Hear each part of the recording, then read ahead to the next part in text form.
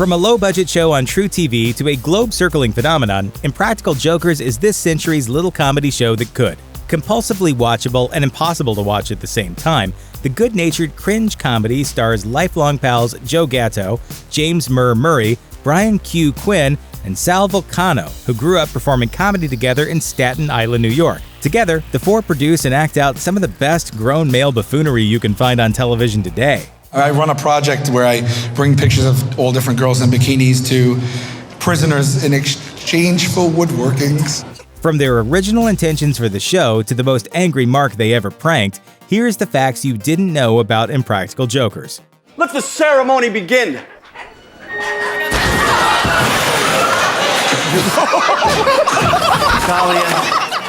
Jokers, the next generation. You know what Impractical Jokers doesn't have? A really prim and proper narrator. But in their original pitch, they wanted one, and had the perfect guy in mind. When we first created the show, we wanted the narrator to be Patrick Stewart, and we wanted him to hate us.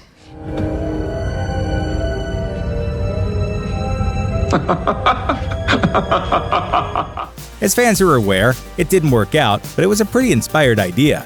In the Jokers' minds, Stewart would spend the episodes hating the show, openly disparaging the Jokers as they went about their pranks. He'd introduce every challenge and say, "These are at it again." To Stewart's credit, he's already had more than enough of a guy named Q. Murr's cringeworthy debut.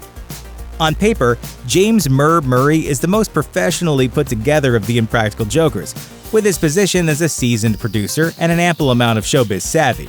Of course, even talented people have to work up to their biggest successes, and what comes before the success can be really rough. Murr got a harsh reminder of his indie film roots with a challenge involving his disastrous first feature film, Damned, which he wrote, produced, and directed in 1998. As part of a punishment in the episode Damned If You Do, Murr was forced to watch a packed screening of his first movie, suffering through an embarrassing Q&A session in front of the audience after it wrapped up. Possibly the budget was very tight. The budget was about $25,000–$30,000.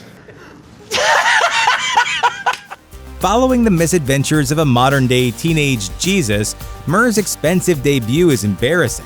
The most incredible thing about the movie is that it cost $30,000 to make. From the look of the finished product, it's like only $50 ended up on screen. But Orson Welles was in his 20s when he made Citizen Kane. What's your excuse? After the episode, TruTV uploaded the entire 52-minute movie to its website for free streaming, kicked off with a new intro from Murr. So if you want to see the story of the Bible, but with a lot more butt rock on the soundtrack, you, and only you, should definitely check it out. Shut down at the ball game.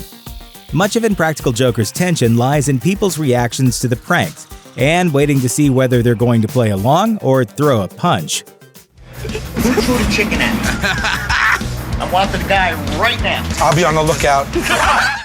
Turns out, seeing someone absolutely lose it on the Jokers is actually extremely uncomfortable. According to Joe, the angriest person the production ever encountered took place at Citi Field. The prank, a punishment for Joe, involved stealing baseballs autographed by Mets pitcher Noah Syndergaard from the funniest possible victims, little kids. The sight of Joe casually robbing young baseball fans of their souvenirs is one of those atrocious ideas that the series is so good at. But things went off the rails when one mark went full mama bear on him.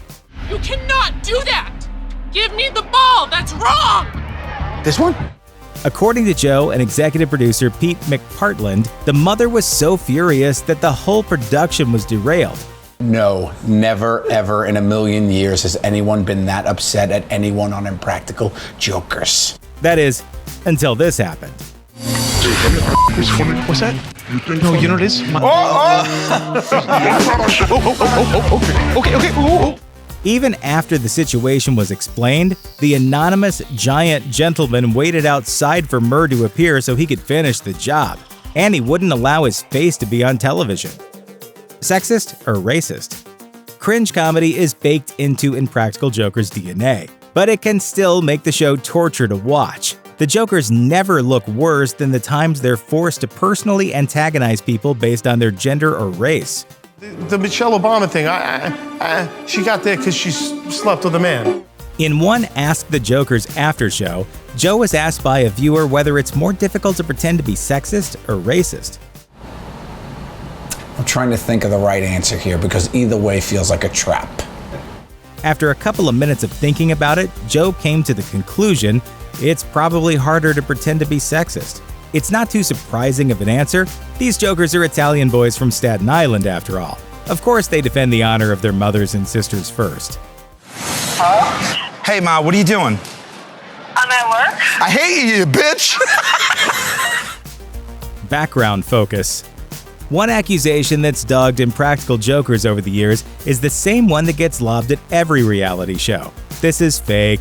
For the most part, these accusations are off base, but sometimes viewers can raise real questions, especially when they spot the same extras participating in completely different episodes. Fortunately, you don't have to be too skeptical about the show. Q addressed the issue head-on in 2018, saying, "We don't use actors. We use the people who go to focus groups a lot, and sometimes the same person shows up, but they never realize they're on the show for some reason."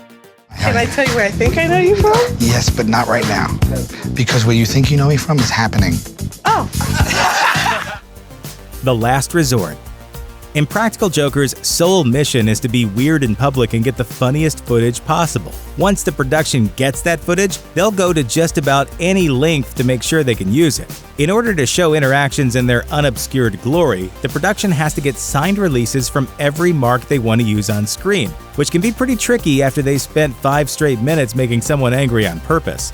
Asked on Reddit if the production ever hands out money to people they're pranking, Sal said, "Usually people are pretty cool when they find out it's a show. The few who get mad we try to convince otherwise, or they get blurred or cut from the show. On rare occasions if the person was gold, we try and throw them a few bucks to coerce them.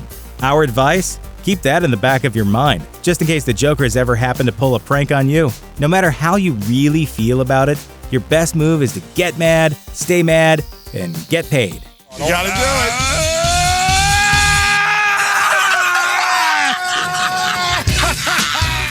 Thanks for watching. Click the looper icon to subscribe to our YouTube channel. Plus, check out all this cool stuff we know you'll love too.